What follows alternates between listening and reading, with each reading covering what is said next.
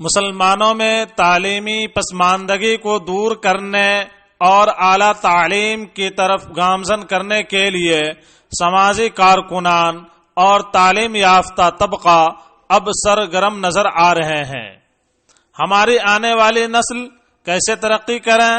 سرکاری نوکری کیسے حاصل کریں، اسی فکر کو لے کر مولانا محمد مجیب رحمانی،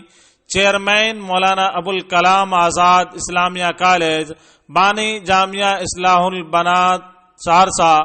علماء کے ساتھ نندلالی گاؤں تشریف لائے، جہاں کے لوگ غربت کی زندگی گزارنے پر مجبور ہیں،